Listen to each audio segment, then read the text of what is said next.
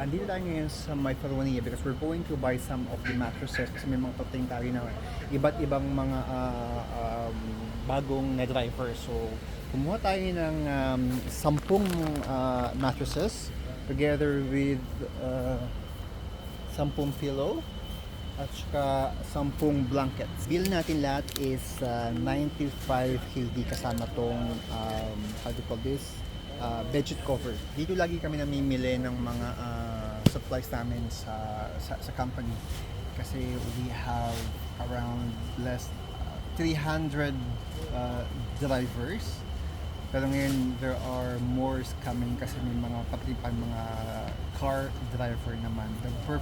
Yung mga nauna kasi mga motorcycle drivers, pero ngayon mga car drivers na mga parating, so kailangan namin mag-imbak ng mga supplies namin sa aming company. And just right now may dumating ulit message sa akin na mayroong parating na mga bagong drivers, so pipick upin ko naman siya mamaya sa airport. Aywa! And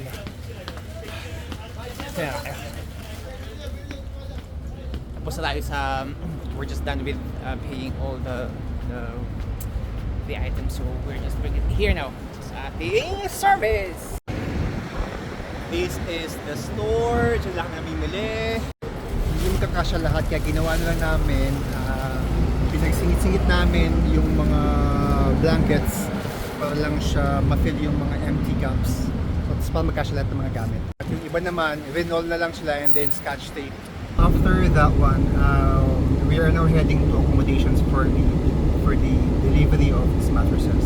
And after nun, tsaka nang pumunta ng airport to pick up the 2 arrivals of the drivers. At nandito na nga tayo sa accommodation, ito na ang ating mga Thank you, bro. Now we're done with delivery doon. So heading naman ako sa airport. I will just go back to the office. I'll change car together with our other colleague Imad, who will bring me to the airport to pick up the 2 newly arrived drivers. Okay. May hatid na nga natin yung mga gamit para sa mga driver, pero no, I'm now waiting for yung driver naman na maghatid naman sa airport para pick upin ko yung dalawa. But since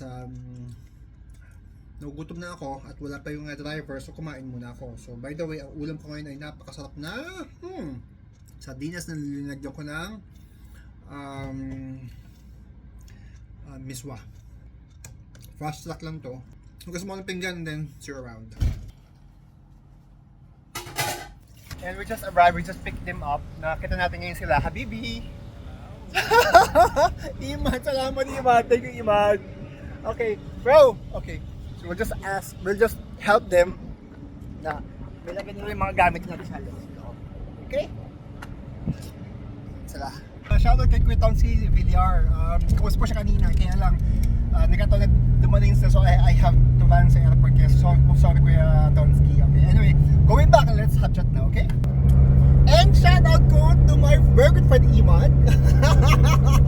A very good friend. He is very good in English, really. And dito tayo ngayon sa accommodation. Atid natin sila. Let's get inside. Hello-open na lang natin sila and then balik na ako sa office. And as usual, tulad ng dati, pagkatid natin sa kanila dun sa accommodation, ako naman, maglalakad na ako, pabalik na ako ng office kasi malapit lang naman siya. So yun lang ang buong araw ko ngayon, and we'll see what I can do now sa office ulit. Okay? Thank you so much sa pagsama nyo sa akin ngayong araw na ito. And sa lahat mga hindi pa nakaka-subscribe sa aking channel, please do subscribe and follow my channel as well as to my Instagram, Facebook, and I have seen my Mahesh, my very good friend. Hi Mahesh! Bye-bye! Sa mga tao na hindi pa nakaka-subscribe sa aking channel, so please mag-subscribe na lang po kayo.